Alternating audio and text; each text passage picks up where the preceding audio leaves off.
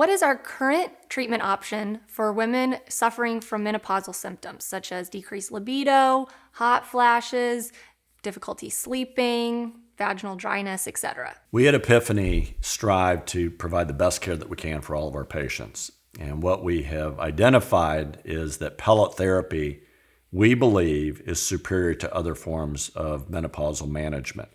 Traditionally, women have taken pills, they've taken creams, they've taken injections, but all of those have issues with several factors. Number one, oral therapy gets metabolized in the liver. So not all of the hormone arrives at the woman to benefit her. Also, potentially, it can injure the liver the way it's broken down in the liver. The problem with topical therapy is not all of the medication gets to you as the patient. And so you may have ups and downs. Injections, same problem, ups and downs. Not all of it goes to your hormone management. And so you get an initial high elevation after the injection, then over time it comes down. Biote is a company that was created by a OBGYN about 10 years ago or so. And what he created was a compound that was plant-based and bioidentical. The company calls it human identical. And the beauty of pellet therapy is the pellet is placed in your body, and then it gives you a constant amount of hormone based on your needs. So you as the patient come in, we draw a panel of labs.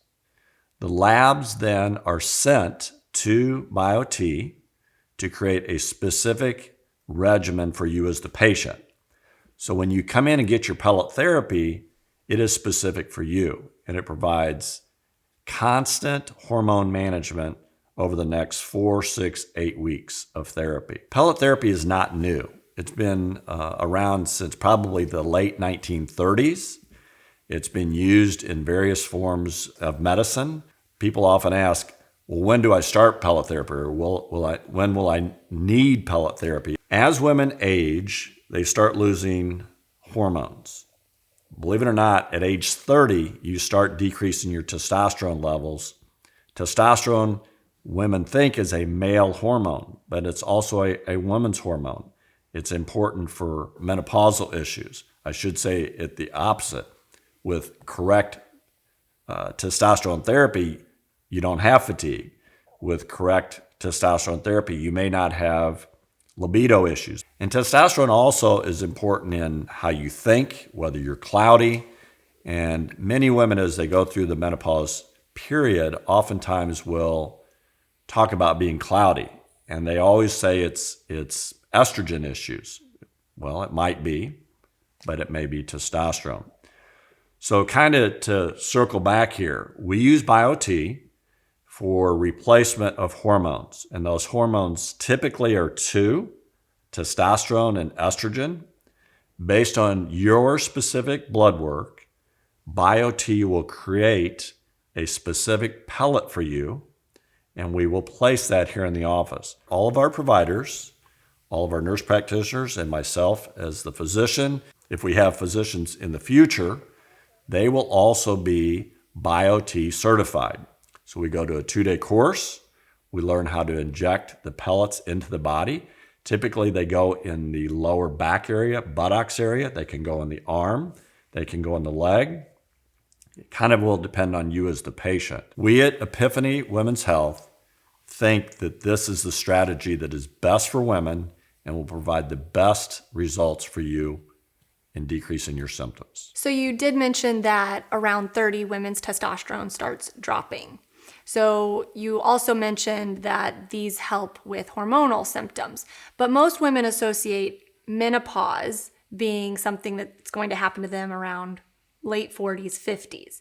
But if a 30-year-old woman is having a decrease in testosterone and she's having some mood changes, some foggy brain, and she comes in to see someone at Epiphany, is pellet therapy, Biote therapy, something that would be considered for her?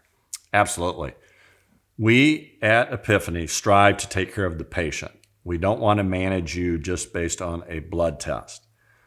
So we will hopefully listen to you and create a plan for you based on where we think that you need to be. A patient in her early 30s comes in having fatigue, decreased energy, maybe some decreased libido. Remember, libido has to do with sex drive. So decreased libido, so decreased sex drive. Now, there's many issues, both psychological and history and things like that, that can create decreased libido. But if this is a new symptom, then we will hopefully address those with the patient. So she would have a panel of blood work. We would create, as described earlier, a specific pellet therapy for her. Maybe it's only testosterone. Maybe it's testosterone and estrogen, but both of those may benefit her. It's interesting. Women get very confused about the term perimenopause and menopause. And what does that mean exactly? By definition, when your ovary creates eggs, you're not in menopause. When they don't create any more eggs, by definition, you're in menopause.